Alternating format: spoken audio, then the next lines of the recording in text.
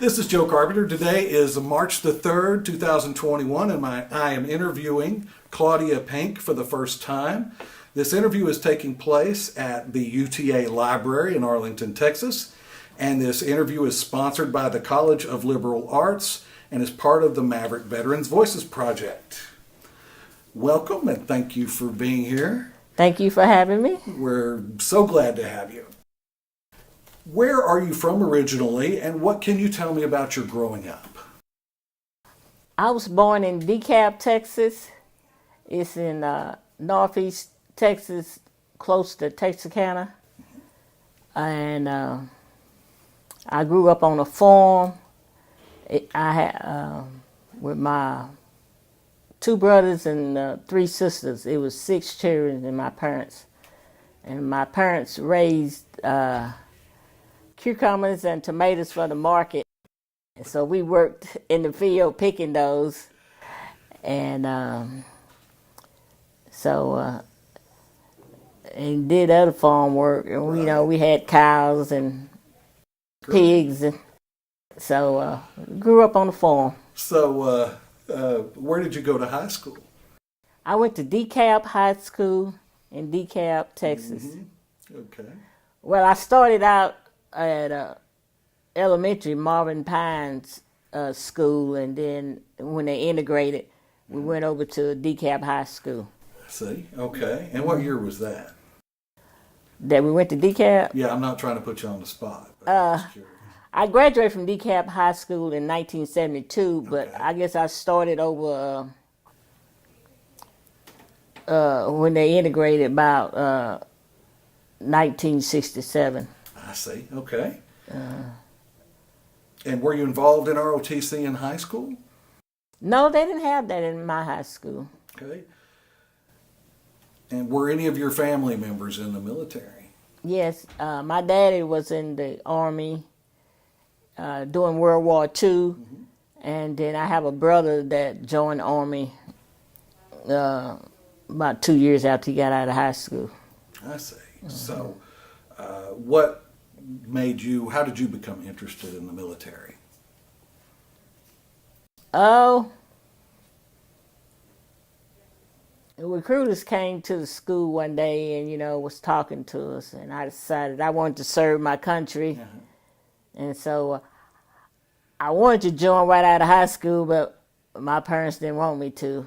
Right. So I didn't. And you went to what was then East Texas State? Yeah. Right, for a period of time? Yeah. Out of high school, I went to East Texas State University in Commerce, Texas. I went there for 3 years, and then I moved to Dallas, and I worked for a year or two, and then I transferred to UTA. Mm-hmm. I transferred to UTA because it was close to Dallas, and I could drive over here every day. Because I was working full time. When I first started, I could come over here to night school. Right. And then after I got my financial aid, I started going full time and just working part time. Great. So the feedback I always get is it was close and it was cheap. So Yeah. does that fit? That fits. Yeah, because when I first started, I was driving back and forth from Dallas over here. And then I moved to Arlington. And you participated in ROTC at UTA. Tell me a little bit about how you became involved in ROTC at UTA. Well, when I started going to school here and I saw the cadets on campus, I saw them rappelling down the side of the wall on campus, and I said, "Oh, that looks fun." And I thought about it. I said, I always wanted to be in the military, so I'm going to see about joining UTA, the Corps of Cadets. And so I did. And they let me join, so that's how I got in the Corps. So what was your major, and why did you choose this particular major? I majored in business administration with a concentration in management. I chose it. Well, I started out in business education, but they didn't have that major here. So business administration was the closest to it. I see. So, and that's why I majored in business administration. Was there anyone on the faculty who influenced you?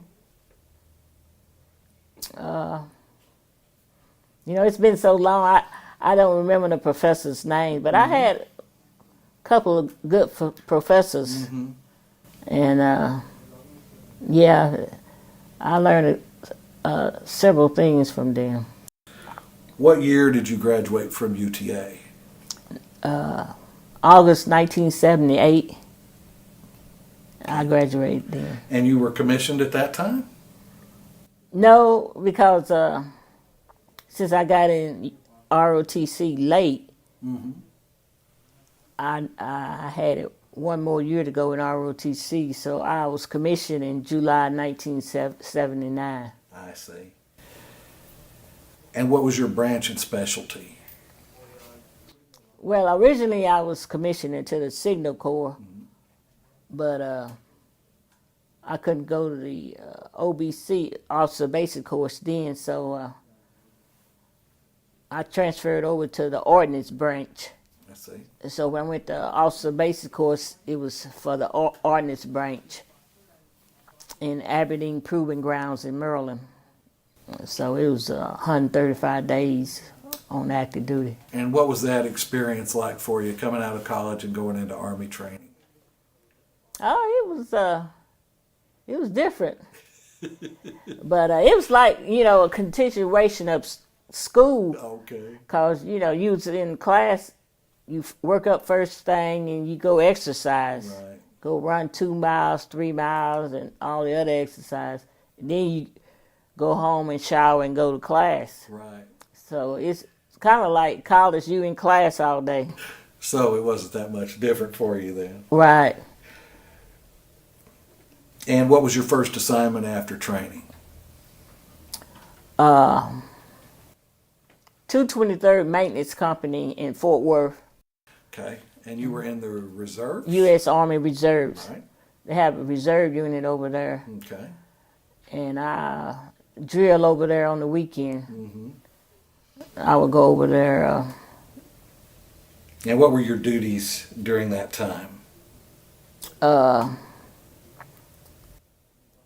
I was the supply platoon leader, and then I had extra duties as the weight control officer, and I can't remember all my extra duties, but yeah, I had several extra duties, and then I advanced to the XO of the unit. I see. Okay. And did you feel adequately prepared for that once you left school and then left your Army training and went to your first reserve assignment? Did you feel adequately prepared for that? Yes, I did. And were you deployed overseas at any time? No, I didn't go overseas. I had a chance to go Saudi Arabia, Desert Storm. Yes. But it was voluntary then, Yeah. and then my children didn't want me to go, so I decided not to go. Kind of regret that. I wish I had went, but I didn't go. Well, I went for a minute and it was hot, so. It was hot. Tell people I'm going to get my Purple Heart for my sunburn. That's what I tell them. That's all I got. While you were in the military, was there anybody that you lost that was close to you? In the military? No, like I was, we drilled for 2 weeks in the summertime on different Army bases. Like I went to Red River Army Depot, went to Sacramento Army Depot, but we didn't lose any soldiers while we was there. Great. Some of the soldiers, had nervous breakdown when I was in Sacramento, but we transferred them to Army Hospital out there, but we didn't have any fatalities. And as the weight control officer, I'm sure you were really popular. Oh yeah, because it was You have to counsel the soldiers on their weight, and if they didn't lose the weight, get within the weight, they couldn't re-enlist. Oh, For they couldn't re-enlist it for the enlisted. So it was a thing back then. right, I'm sure. Yeah. Where were you married, and were you married in a relationship when you served? Yes. I was married. We married September 1st, 1979. Okay. After I was commissioned. Yeah, we started dating a year before here at UTA. We met in ROTC because we had lab together. I see. You know, you take ROTC military science courses, and then you have a military science lab. And I think I met him in lab because he was already in ROTC when I joined ROTC. So, and then one day I was walking down the hall of the military science department, and the secretary came and got me and said, I had a phone call. I said, I have a phone call. And I said, okay. And I went in there, and it was Larry on the phone wanting to ask me out to go to a Jody dinner. And that was our first date. Is that right? Yeah, that's right. And you agreed? Yeah, I agreed. Okay. You didn't hold him off because you knew him in lab? Yes. Okay. Well, fair enough. How did you deal with stress while you were in school and while you were in the military? I guess to go exercise and maybe, talk to a friend or two. But that's how I did. Was there a lot of stress involved in your job? It was a little bit because being a woman and, you over majority men, and,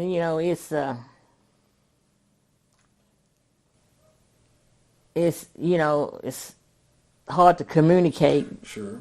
Well, some men don't want to listen. I'll put it like that. I understand. So, and it's a fine line. Got to be not too hard or too soft. Right.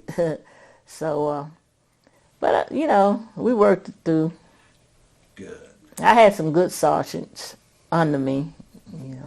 And how long did you serve? 14 years. Yeah. And what was your civilian job during this time?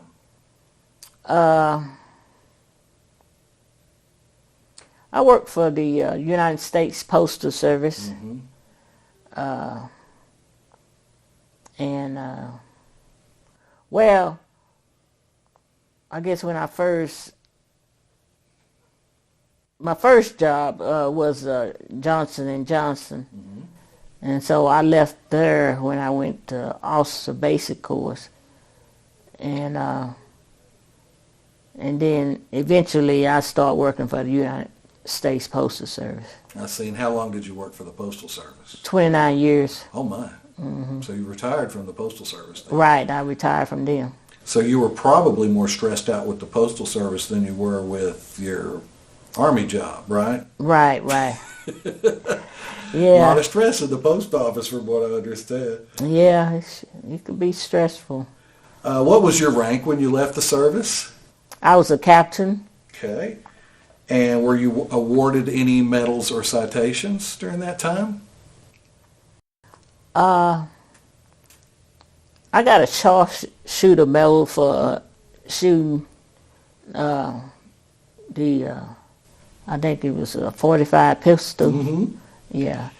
And I shot that in M16. Right. So I got a sharpshooter award for that.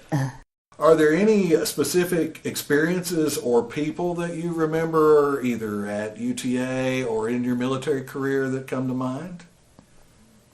Other than your husband, obviously. Yeah, I remember a couple of, good sergeants that worked for me on there.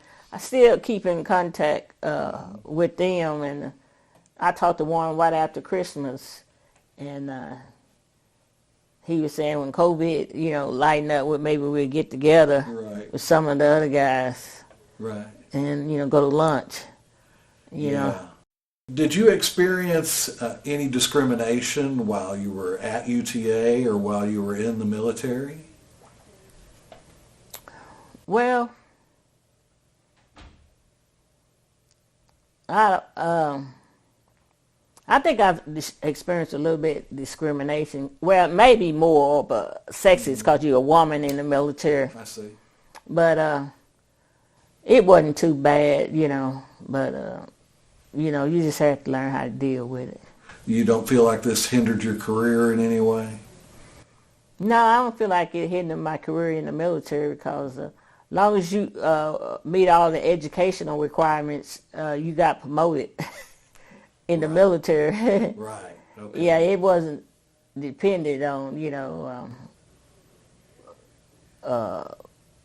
that much on evaluations. Mm-hmm. Is whether you met the educational requirements. I see. Mm-hmm. So is there anything that reminds you of your service? Any music or sounds or sights or smells, anything like that that reminds you of either your time at UTA or your time in the service? Well, you know, when you go out in the park, you know, we still have our farm, and it reminds me when we used to go out in the woods for training. Uh-huh. Yeah, that comes back to me, and how to read the terrain. Right. So, you know, I remember that. Do you impress your family and friends with your ability to read the terrain? Nah, well, they, I think they're a little bit impressed. Good. Yeah. Are you involved with any veterans organizations? No, not right now. I said I was going to get involved with the DAV, but I hadn't had the time right now. Right. But I'm going to maybe make time. But y'all are active with the Cadet Corps Alumni Council, is that correct? Yes. And y'all have been, or y'all are to be inducted into the UTA Hall of Honor. Tell me a little bit about that experience. How did you feel about that? How did you find out about it? Well, I was kind of surprised.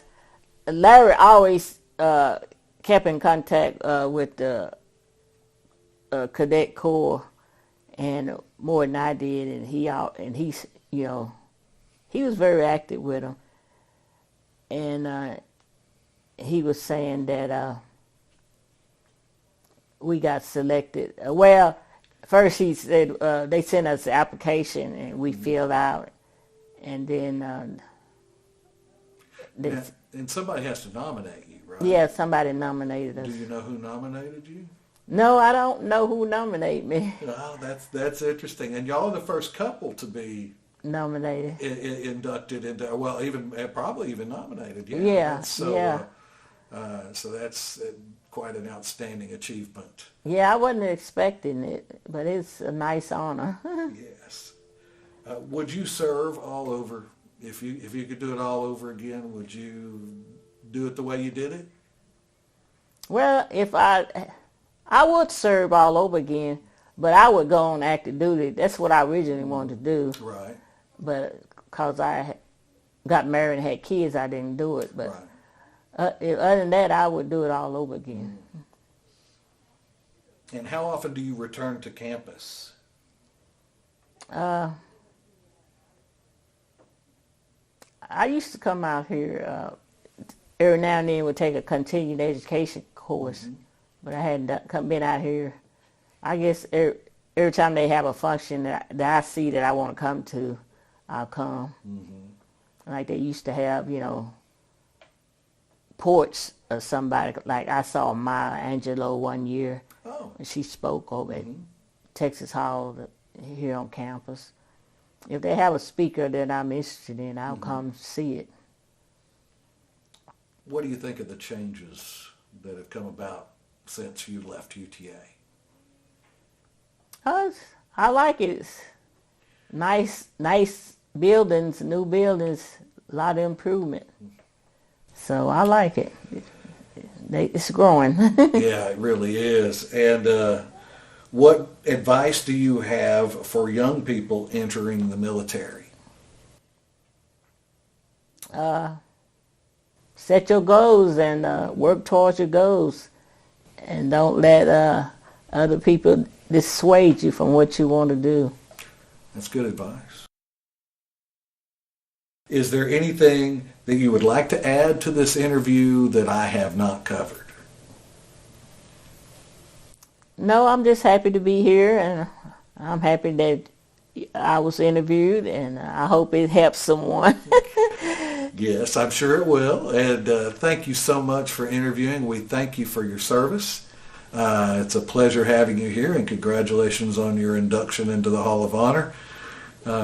That's quite a group of people you're joining Yeah. in the Hall. So congratulations for that. Thank you you very much.